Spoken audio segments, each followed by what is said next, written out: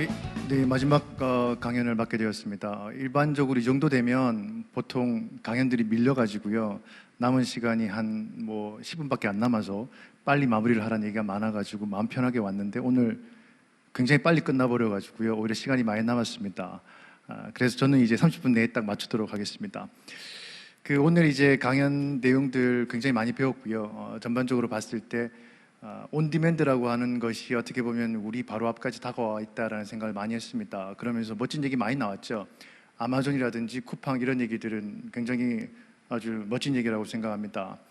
결국 이제 몇 년 전부터 계속해서 말씀드린 내용이지만 과거에는 이제 유통이라든지 물류라는 것이 어떤 작은 기업들이 창의적인 아이디어로 뭔가를 해볼 수 있는 세상이었다 그러면 지금 이제 라이프 플랫폼 시대라든지 온디맨드 시대에는 작은 기업들이 설 자리가 거의 사라지고 있다고 생각이 됩니다.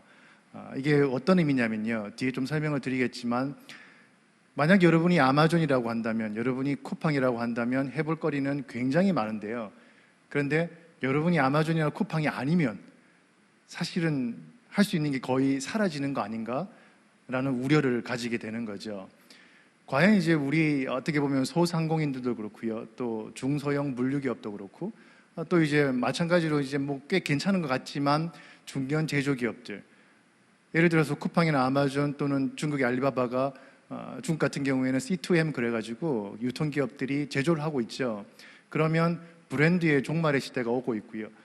그럼 이제 중견 제조기업들도 자기의 역할이 줄어드는 거 아닐까? 이런 생각을 하게 되면 굉장히 마음이 무거워지기도 합니다. 온디맨드 시대가 다가온다고 하니까 굉장히 좀 재미가 있으면서도 어떻게 보면 유통과 물류에서 혁신이 나오니까요. 굉장히 재밌으면서도 동시에 아니 이거는 그러면 쿠팡하고 아마존의 세상이 되면 나머지는 도대체 어떻게 하라는 거냐 라는 것이 굉장히 큰 고민거리가 된 것 같아요. 지금까지 한 몇 년간 저도 이제 이종훈 본부장이 말씀하신 것처럼 엄청난 고인물로서 이제 몇 년간 한번 회상을 해보면요.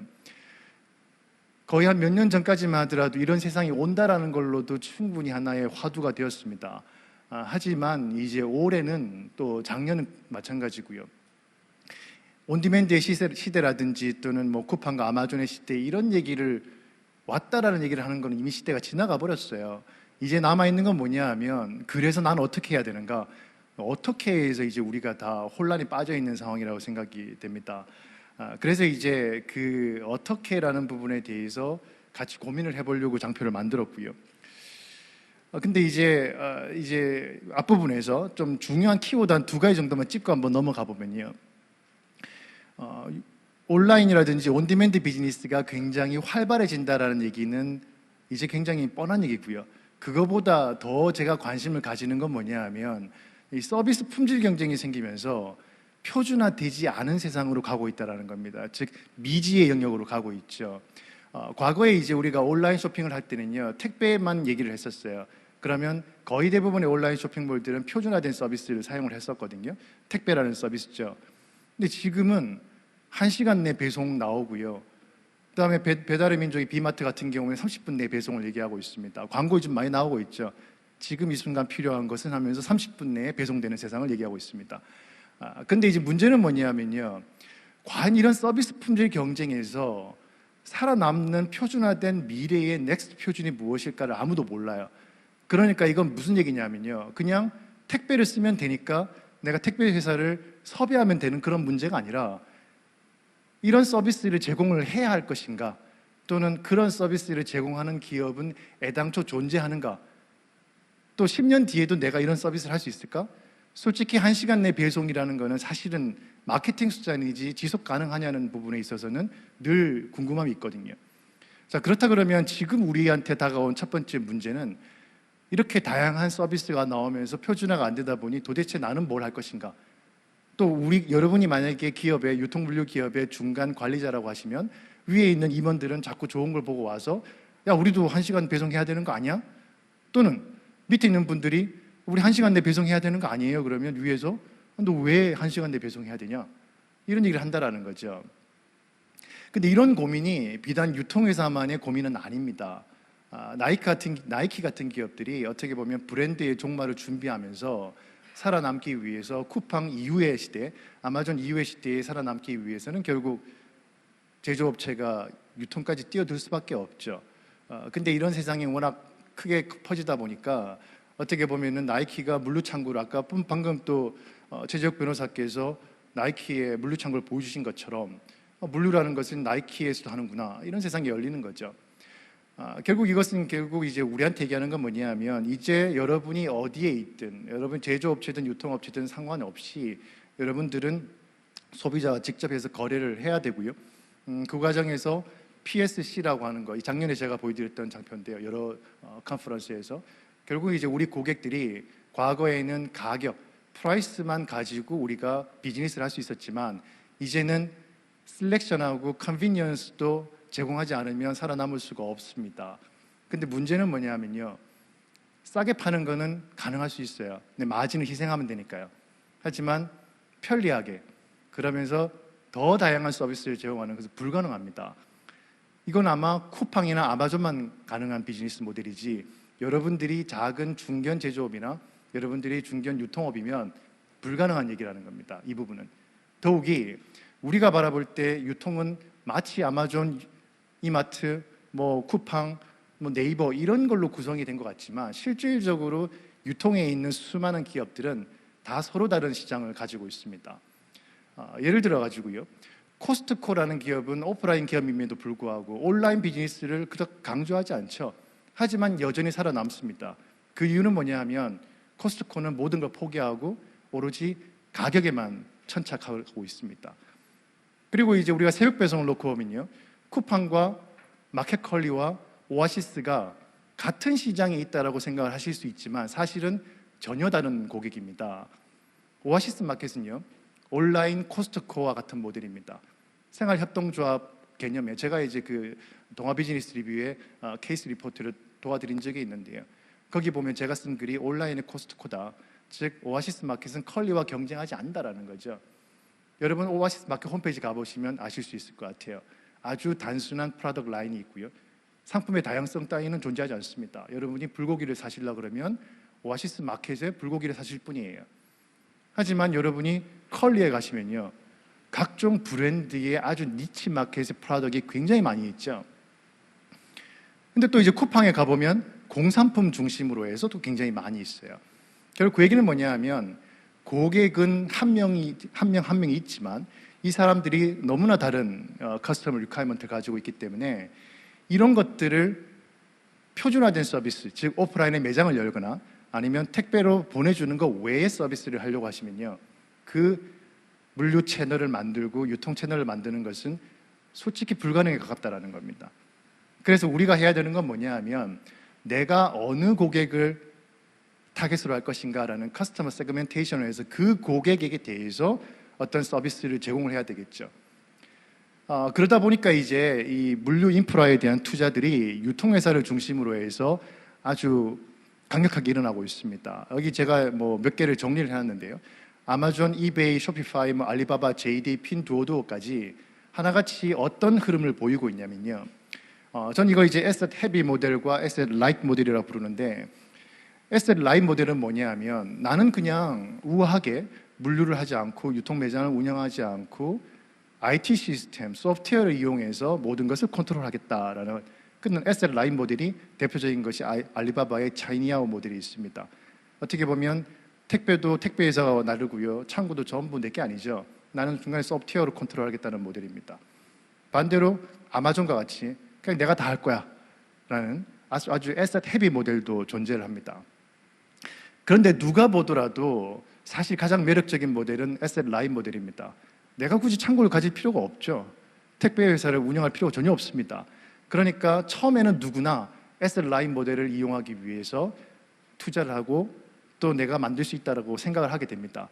하지만 방금 전에 보여드렸던 장표에 있는 것처럼 거의 대부분의 플랫폼들은 처음에는 황금빛 에셋 라이트 모델을 갖다가 결과적으로는 모두 다 에셋 헤비 모델로 전환을 할 수밖에 없습니다. 그 이유는 앞에 말씀드린 것처럼 불확실한 세상에서 그 복잡다단한 커스텀의 리퀘어먼트를 맞춰주는 그런 것은 우리가 한 번도 해본 적이 없고요.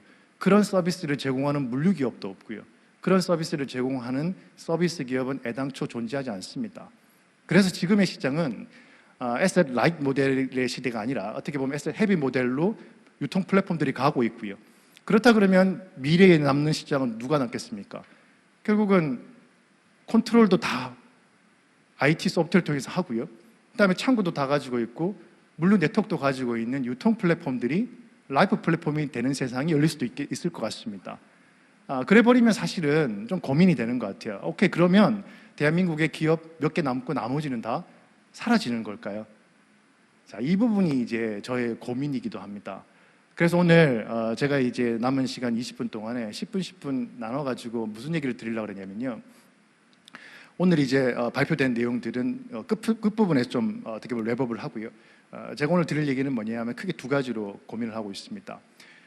이렇게 복잡한 커스터머의 PSC를 제공하기 위한 물류라고 하는 것은 결국 그 고객마다 특화한 코스트와 타임과 서비스라는 세 가지 측면으로 우리가 차별화해서 제공을 해야 되는 겁니다. 즉 고객은 PSC를 보고 있지만 서비스 딜리버리를 하는 사람들은 코스트와 타임 앤 서비스 이 세 가지를 어떻게 제대로 해줄 것이냐. 그러다 보니까 대한민국의 수많은 유통 채널들, 뭐 네이버부터 시작해서 뭐 쿠팡 이런 기업들이 서로 다른 접근을 지금 하고 있어요. 뭐 예를 들면 네이버 같은 경우에는 연합 모델을 쓰고 있고요. 쿠팡 같은 경우에는 혼자서 아주 잘하고 있죠. 버티컬 인티그레이션 하고 있고요. 그 외에도 뭐 G마켓이라든지 11번가는 일부 파편화된 형태의 에셋 헤비 모델로 가다가 좀 중단한 상태고요. 반대로 이제 오프라인 같은 경우에는 오늘 GS25도 보셨습니다만은 오프라인의 아주 그 인프라가 향후에 온디맨드 비즈니스를 제공하는 데는 꽤 의미 있는 어떤 나쁜 의미의 레거시가 아니라 좋은 의미의 레거시가 될 수도 있겠다라는 걸 볼 수가 있습니다. 그래서 이제 오늘의 저의 관심은 그렇다 그러면 그렇게 쿠팡하고 아마존이 아니라면 우리는 어떻게 해야 되는가라는 맥락에서 두 가지 질문을 만들어 봤는데요. 첫 번째는 뭐냐 하면 그래 당신이 온디맨드 서비스를 하려고 그러면 당신이 물류회사다. 오늘도 보면은 뭐 리코라는 회사도 있고요. 또 여러 가지 물류회사 개념의 GS25도 물류회사가 될 것이고요. 오늘 창고회사는 별로 안 나왔지만 테크타카도 어떻게 보면 창고회사를 도와주는 서비스니까 풀필먼트 IT 기업입니다. 자, 이런 기업들이 있을 때 그 온디맨드라고 하는 것이 과거의 3자 물류하고 다른 게 뭐냐, 물류 아웃소싱, 물류 대행 서비스랑 다른 게 뭐냐, 이 부분이 저의 첫 번째 관심인데요. 이거에 대해서는 제가 2017년에 하나 글을 하나 쓴 게 있습니다. 그게 뭐냐 하면 클라우드 물류의 시대가 온다 그러면 우리가 물류라고 하는 것을 부동산 비즈니스, 즉 과거의 물류 창고는요 임대 장사를 했었죠. 내가 물류 창고 하나 지은 다음에 서비스를 파는 게 아니고 사실은 내가 이제 덕평에 창고 10,000평을 가지고 있습니다. 그러면 2,000평은 A라는 기업한테 임대하고요. 3,000평은 B라는 기업한테 임대를 하죠. 그럼 사실 이건 부동산 임대업이었지 서비스 기업은 아니었어요. 그리고 이제 여러분이 만약에 운송회사를 하시게 되면요. 서비스를 하는 것이 아니라 차를 빌려주는 거죠. 내가 차를 10대를 가지고 있는데 이 10대의 차를 3대는 A 기업한테 보내고 7대는 B라는 기업한테 보내는 겁니다. 생각해 보니까 이게 물류회사가 아니라 사실은 부동산 임대업이고 자산 임대업 비즈니스였던 거죠. 자, 그런데 문제는 이게 IT 분야에도 똑같은 딜레마가 있었습니다. 뭐가 있냐면요. 제가 예전에 모 대기업의 IT 서비스를 활용해서 이 서버를 임대한 적이 있는데요. 그때 무슨 생각을 했냐면 이렇게 그냥 임대만 해줄 거면 뭐하러 나한테 이런 임대 서비스를 제공하는가. 그냥 내가 컴퓨터 하나 사는 게 낫지. 즉 과거에 AWS가 나오기 전에 IT 인더스트리는요 클라우드 이전이죠. 그때는 어떤 비즈니스였냐면 박스를 렌트해주는 비즈니스였어요. 그러니까 제가 이제 2006년에 학교를 와서 저희가 서버가 여러 대가 필요해서 구매를 하려고 그랬더니 정부 연구비로 구매를 못하게 막은 거죠. 컴퓨터를 못 사는 겁니다, 서버를. 그러니까 별 수 없이 임대를 갔더니 임대 계약을 내는 겁니다. 당신이 무슨 CPU에 박스를 빌리면 한 달에 얼마, 1년에 얼마. 그래서 든 생각이 뭐냐 하면 이건 내가 컴퓨터를 사거나 아니면 이 컴퓨터를 빌리는 건데 빌리는 걸 알고 오면 그냥 할부로 사는 거예요. 결국은 구매를 하는 거냐 아니면 할부로 사는 거냐 밖에 없는 거죠. 물류도 마찬가지였다는 겁니다. 물류 아웃소싱도 결국은 자산을 임대하는 비즈니스였으면 이건 전문성이라기보다는 그냥 물류 자산을 임대를 줬던 것인가? 라는 건데요. 그런데 AWS는 지금 클라우드 비즈니스의 최고봉에 가 있고요. 마이크로소프트의 나델라 CEO도 뭐라고 그랬냐면요, 자기들이 2년 늦게 진입을 했다라는 겁니다. 왜냐하면 이 아마존이 먼저 진출을 하고요, 딱 2년이 지났는데 자기들이 2년 뒤 진출하고 보니까 아마존을 따라갈 수가 없더라. 그래서 이 바닥은 완전히 아마존으로 끝이 났는데 이 세상이 올 줄은 몰랐다라는 거죠. 그래서 제가 궁금했어요. 아니 AWS가 뭔데, 과거의 서버 임대업이 아니라 AWS도 결국 제가 들어가 봤더니 그냥 서버 임대업이에요. 그래서 CPU를 몇 개를 빌리고, 그래서 처음에는 제가 뭐라고 생각했냐면 이것도 그냥 서버 임대업 아닌가? 왜 사람들이 아마존 웹 서비스에 관심을 가질까라고 해서 그때 굉장히 관심을 가졌는데, 제가 이런 관심을 가지게 된 계기는 제가 IBM에서 근무하던 시절에, 학교 오기 전에 IBM에서 했던 비즈니스가 온디맨드 비즈니스 이노베이션을 제가 담당했었습니다. 이게 뭐냐면요, 이때 이제 IBM이 이제 2000년 초반에 저희 그 모토였는데요, IBM 온디맨드. 그래서 stock is on, 뭐 server is on, 뭐 everything is on. 그래가지고 이게 뭐냐면요, 여러분이 필요할 때 필요한 만큼만 IBM의 서비스를 사용하십시오라는 아이디어였는데, 그때 제가 이 서비스를 한국에서 딜리버리 하면서 들었던 생각은 뭐냐면, 이렇게 복잡하고 이렇게 원활하지 않은 서비스를 과연 온디맨드로 제공할 수 있을까? 라는 고민을 했었는데 실제로 잘 안 됐습니다. 근데 왜 안 됐나를 고민을 해봤더니 크게 보면 그 세 가지 이슈가 있었던 것 같아요. 그게 뭐냐면요, 우리가 하려고 하는 이 온디맨드 비즈니스라고 하는 거는 기본적으로 어떤 자산을 빌려주는 서비스는 아니었던 것 같아요. 대표적인 클라우드 비즈니스 한번 생각해 보면요, 저희가 지금 딥러닝 서비스, 딥러닝 개발을 많이 하고 있는 학교에서, 그럼 딥러닝을 하기 위해서는 컴퓨터에서 학습을 하고 컴퓨터를 사용을 해야 됩니다. 근데 경우에 따라서는요, 좋은 컴퓨터도 필요하지만 좋은 컴퓨터가 아니라 컴퓨터가 순간적으로 여러 대가 필요할 수 있습니다. 그런데 제가 학교에 있는 이 예산 업무를 좀 담당하다 보니까 저 학교의 신임 교수님들께서 8천만 원짜리 딥러닝 컴퓨터를 사달라 그러면 제가 얘기를 합니다. 8천만 원을 2년 동안 줄 테니 그냥 클라우드를 써라.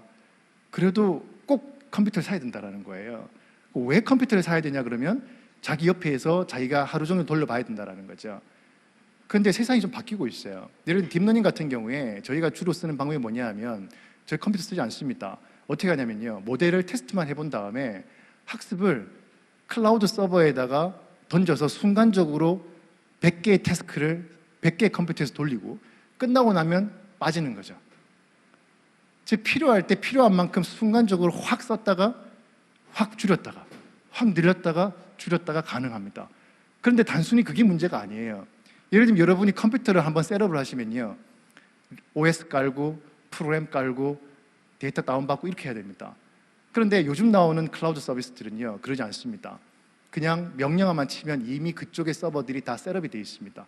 그러면 내가 그냥 내 컴퓨터에 쓰다가 그냥 명령어를 치면 그쪽에 있는 서버가 돌아버리는 거죠. 이게 아마 개발을 해보신 분들은 좀 이해하실 것 같은데요, 즉 더 이상 클라우드 비즈니스는 서버를 렌트하는 게 아니라 필요한 서비스를 필요할 때 그 어떤 스위치 코스트도 없이 사용할 수 있는 그런 세상이 만들어져 있는 겁니다. 그래서 제가 든 생각이 뭐냐 하면, AWS의 성공은 세 가지가 있구나. 첫 번째는 뭐냐 하면 가장 중요한 것인데요, 제일 오른쪽에 나와 있는 내용입니다. 서비스를 개발을 했다라는 겁니다. 커스터머에게 필요한 서비스들을 서비스화해서 제공하는 거죠. 즉 물류창고를 빌려주는 게 아니라 물류창고 내에서 당신에게 합포장을 제공해 주고요, 30분 내 배송을 제공해 주고 1시간 내 배송을 제공해 줍니다. 이런 서비스들을 만든 다음 다이내믹 프라이싱을 통해 가지고 커스터머에게 서비스마다 돈을 받는 거죠. 실제로 제가 아까 말씀드렸던 클라우드 서비스 같은 경우에는 저희가 한 달 차지 기본급이 조금 있긴 합니다만은 돌릴 때마다 돈을 내거든요. 1분당 얼마 이렇게 차지가 됩니다. 그렇게 해서 저희가 한 달에 200만 원씩 쓰거든요. 근데 만약에 우리의 그 수요를 감당하기 위해서 서버를 샀다 그러면 저희가 아마 서버를 한 100대는 샀어야 될 겁니다. 그리고 평소에는 계속 그 서버가 놀고 있었겠죠. 근데 얘들은 그걸 해주기 때문에 내가 굉장히 비싼 돈을 내는 겁니다. 순간적인 비용은. 그런데 단순히 그 정도가 아니에요. 서비스 그 프라이싱에 보면요, 이 서비스, 예를 들면 물류로 환산하면 이런 겁니다. 당신이 합포장을 3개까지 하게 되면, 이게 무슨 얘기냐면은 고객별로 서로 다른 아이템을 하나의 박스에 3개를 넣어주면 사실 손이 들어가죠. 그냥 한 박스에 하나만 넣으면 쉬운 일인데 한 박스에 10개씩 넣으려고 그러면요, 헷갈릴 수도 있거든요. 그래서 사진도 찍어야 되고. 그러면 합포를 기준으로 할 때 기본급은 한 상자당 3개까지는 포장해 드릴게요. 근데 4개부터는 개수당 얼마를 받겠습니다. 이런 서비스 차지로 구성이 된다는 겁니다. 과거의 물류는 이렇게 구성되지 않았어요. 과거의 물류는 트럭 한 대 얼마, 물류 창고 보관 스페이스 얼마, 그리고 서비스는요, 사람 3명 투입하니까 이 사람 3명의 인건비, 사람조차도 리소스, 에셋으로 취급이 되었죠. 그러면 서비스를 맡기는 기업은 좋았어요. 그러면 내가 사람 3명, 물류 공간 이만큼, 트럭 2대를 빌리는구나. 그리고 그 서비스는 전적으로 내가 컨트롤을 했던 겁니다. 그래서 든 생각이 뭐냐 하면, 결국 온디맨드 비즈니스가 되려고 그러면 일단 쿠팡이나 아마존은 이런 문제가 없어요. 왜냐하면 전부 다 나의 에셋이고요, 나의 직원이고요, 그 어떤 서비스도 그때그때 만들 수가 있겠죠.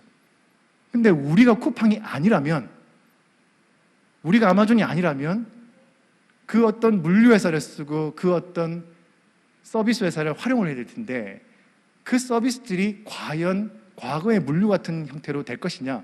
그렇지 않다고 생각합니다.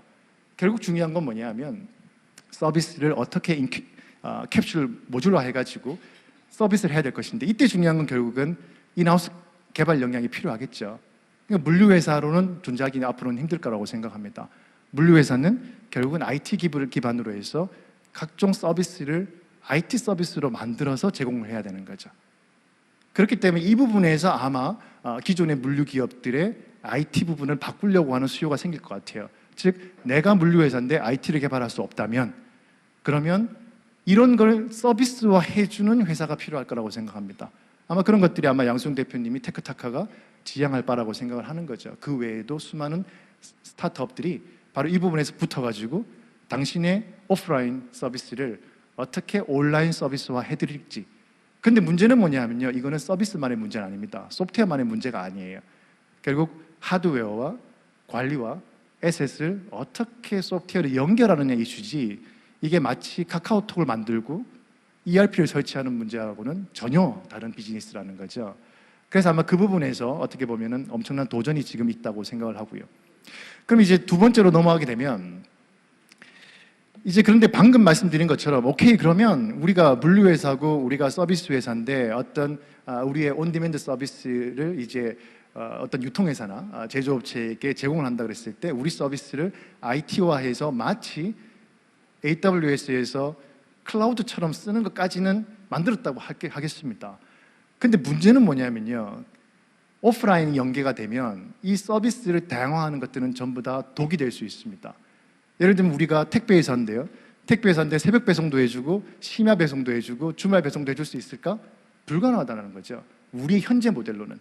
왜 그런지를 지금부터 같이 한번 생각을 해보겠습니다. 과연 속도 경쟁을 해야 되는가? 내가 과연 1시간 내 배달을 해야 되는가? 이걸로 좀 귀결이 될 것 같은데요. 실질적으로 이제 여러 번 활용하는 장표이긴 합니다만은, 우리가 익숙했던 퍼스트 마일은 제조업체의 물류고요, 그리고 미들 마일은 이마트와 같은 유통업체의 물류입니다. 이건 사실은 어떻게 보면 표준화된 답이 다 있었어요. 제조 물류는요, 팔레트, 대형 창고, 큰 트럭, 이런 게 하나의 표준이 되어 있었고요. 그리고 미들 마일은 컨베어 벨트, 크로스 다킹, 이런 것들은 월마트부터 시작해서 이미 표준화된 설비들까지 다 나와 있습니다. 즉, 운영 노하우 정도만 필요했던 세상이죠. 근데 문제는 뭐냐면 라스트 마일이라는 부분은 한 번도 가본 적이 없는 길이다 보니까, 과연 GS가 합병을 하면서 지금 선언을 했죠. 2시간 내 배송을 하겠다. 근데 과연 그게 가능할 거냐라는 부분은 굉장히 퀘스천 마크가 있습니다. 왜냐하면 2시간 그러면요, 멀리서 올 수가 없거든요. 그럼 우리 동네에서 상품이 딜리버리가 일어나야 됩니다. 근데 우리 동네에서 딜리버리가 되려고 그러면요, 편의점에서 와야 되겠죠. 그럼 왠지 가능할 것 같지만 사실은 불가능합니다. 왜냐하면 G마켓 같은 곳에는요, 상품이 2억 개 이상이 있고요, 상품의 종류가 셀렉션. 그 다음에 쿠팡의 오픈마켓에는 아마 1억 4천 개 이상이 4천만 개 이상이 있을 것이고요. 쿠팡의 이제 직매입을 로켓 배송의 상품 개수가 1,000만에서 아마 지금은 2천, 3천만까지 갔겠죠. 그런데 이마트는 그 큰 매장에 5만에서 10만 개를 가지고 있고요, 큰 대형 슈퍼마켓은 5천 개를 가지고 있습니다. 그런데 편의점은 정말 많이 넣어봐야 1000개예요. 상품의 종류가. 그럼 여러분이 원하는 걸 살 가능성은 0%죠. 또 만약 여러분들이 소형 셀러입니다. 그럼 내가 아주 좋은 아이디어가 있어가지고 옷을 파는데 이 옷을 1시간 내에 배송하려고 그러면 대한민국 8군데에서 10군데에다가 똑같은 사이즈의 똑같은 색깔의 상품을 최소 10개를 갖다 놔야 되는 거죠. 이건 누가 할 수 있을까요? 아마존만 할 수 있는 겁니다. 쿠팡만 할 수 있죠. 근데 문제는 뭐냐면 여러분이 아마존도 아니고 쿠팡도 아니면 경쟁을 할 수 있을까요? 바로 이 부분이 앞으로 우리가 지금 가장 관심을 가지고 지켜봐야 될 부분이라고 봅니다. 실제로 이제 리턴까지 가게 되면요 더 복잡합니다. 제가 말씀드리는 리턴은 앞에서 리코가 얘기했던 폐기물이나 이런 역물류가 아니고요, 리버스 로지스틱스가 아니라 엑스트라 마일 개념입니다. 이게 뭐냐면 가장 단적인 예가 쿠팡의 무료 반품 서비스죠. 제가 이제 쿠팡 서비스를 프라임 와우 멤버를 가입한 가장 큰 이유는 묻지도 따지지도 않고 무료 반품을 해준단 말입니다. 근데 쿠팡이 무료 반품을 가능한 이유는 딱 하나예요. 오프라인에 인프라가 있기 때문입니다. 근데 어떤 인프라면이면 쿠팡맨이 있거든요. 그럼 쿠팡맨이 어차피 딜리버리를 하고 있죠. 그럼 딜리버리 하러 갔다가 간 김에 반품이 있으면 그거를 가져오면 됩니다. 쿠팡이기 때문에 가능한 서비스는 또 뭐가 있냐면요, 그 쿠팡 프레시를 시키시면요 보냉백이 있습니다. 그래서 이거를 이제 딜리버리하고 남은 거는 바깥에 내놓으면 쿠팡맨들이 아마 개당 200원 정도 받고 리턴하는 것 같아요. 200원에 리턴해 준다는 겁니다. 근데 만약에 그 반품 서비스를 물류회사에다 맡기면 어떻게 될까요?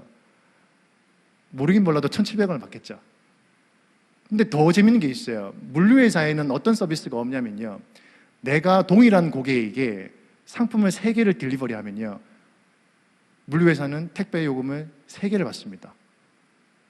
자, 그러면 내가 온라인 유통회사인데 커스터머가 물건을 시켰어요. 빨리 배송하려고 지금 포장을 해놨는데 다음 그 커스터머가 10분 뒤에 또 주문을 하는 겁니다. 그럼 또 포장을 해놓겠죠. 제가 2006년에 학교를 와서 교보문고에다가 문의를 한 적이 있습니다. 내가 10분 간격으로 3번 시켰는데 왜 이거를 3개의 택배로 배달을 하느냐. 그랬더니 이런 얘기를 하시는 거예요. 그거를 묶어서 합포를 하는 시간까지 기다리기에는 자기들이 물류창고 운영이 어렵다. 그래서 그거를 분리해서 보내는데, 문제는 그걸 분리해서 보내면 교보문고는 개당 1,700원 최소, 즉 5,000원을 저 때문에 손해를 본 거죠. 그러니까 여러분이 합포를 가능하도록 한 번에 멀티라인 오더를 넣지 않으시면요 10분의 간격으로 여러 주문들을 계속 집어넣게 되면 결국 어떤 일이 생길까요? 택배회사는 좋아지지만 유통회사는 괴로워지는 일이 생길 것이고요. 이런 문제를 해결하기 위해서 머리가 아파지는 겁니다. 그럼 역으로 한번 생각해 보죠. 그러면 왜 택배회사는 이거를 합포해서 보내는 서비스를 제공하지 않을까? 왜 반품간 서비스를 200원에 반품받지 않지? 결국은 물류 이 네트워크의 특성이라고 생각이 드는 겁니다. 이 네트워크를 운영하는 데 있어서 필요한 건 뭐냐면 결국은 퍼스트 마일이나 미들 마일은 중앙에서 집중된 형태의 설비에서 사람들이 모여서 뭔가 할 수 있는 반면 라스트 마일로 가게 되면 분산되어 있고 불확실하거든요. 이런 세상에서 과연 우리가 제대로 대응할 수 있을까? 결국은 아까 말씀드린 것처럼 온디맨드를 완성하기 위해서 필요한 것은 처음에 말씀드렸던 것처럼 쿠팡이나 아마존이 아니라 그러면 당연히 이제 어떤 물류 서비스를 IT 클라우드처럼 아주 사용하기 좋은 여러 가지 형태의 서비스로 만든 다음 그거를 고객이 쉽게 바꿀 수 있도록 연결해주는 그 부분의 역량을 키우는 것이 중요하겠지만, 그럼에도 불구하고 피지컬한 인프라를 어떻게 효율적으로 활용하느냐 측면에서는 결국은 무료 반품을 한다든지 1시간 내에 배송한다는 것이 쉽지는 않습니다. 그게 가능하려 그러면 뭐가 돼야 되냐면요, 어차피 내가 택배를 배달하는 김에 반품을 받아오면 200원이 가능하겠죠. 그 집에 갔다 그러면. 그리고 내가 어차피 이 지역에 가기 때문에 해준다. 즉 GS25가 반값 택배를 한 것이 아주 좋은 사례라고 봅니다. 결국 무슨 얘기냐면요, 이미 돌아가는 인프라가 있고 고정비가 다 털어진 다음에 그 위에 변동비의 개념으로 서비스를 얹을 수 있는 체계를 만들어내면 가능하기 때문에 결론이 뭐냐면요, 단순히 하나의 1시간 배송, 30분 배송이라는 이런 기능적인 접근으로 온디맨드에 뛰어들어서는 안 된다라는 거죠. 결국 이것을 할 수 있는 유일한 방법은 기본적으로 흘러가는 하나의 고정적인 인프라를 만들어 놓고 그 다음에 거기에서 하나씩 기능을 올릴 수가 있기 때문에 결국 이 시장은 어떻게 재편이 될 거냐 하면 창고조차도 마찬가지로 결국은 고정적인 물량을 확보한 상태에서 변동비를 가지고 움직일 수 있는 서비스를 만들 수 있는 인프라를 가지는 것이 중요하다 보니까 결국 3, 4년 뒤, 5년 뒤에는 온디맨드가 하나의 그 몇 개의 업체로 갈 수밖에 없다라는 겁니다. 그 과정에서 아마 우리는 향후 5년 동안에 오늘 본 것 같은 수많은 스타트업들이 나온 걸 볼 것이고요. 그럼 결국 우리에게 필요한 건 뭘까요? 대기업과 스타트업들이 협력을 많이 할 수 없겠죠. 대기업 뭐가 있죠? 고정적인 인프라가 있고요. 스타트업들은 거기에 얹을 수 있는 특화된 서비스가 있기 때문에 이런 이합 집산이 필요하다 보니까 롯데벤처스와 같이 이런 대기업의 CVC라고 부르는 그런 코퍼레이트 VC들이 나와서 협력할 수 있는 체계를 만들 거라고 생각을 하고 있습니다. 네. 이상으로 제 강의를 마무리 짓고요. 또 다른 기회에서 만나도록 하겠습니다. 고생 많으셨습니다. 감사합니다.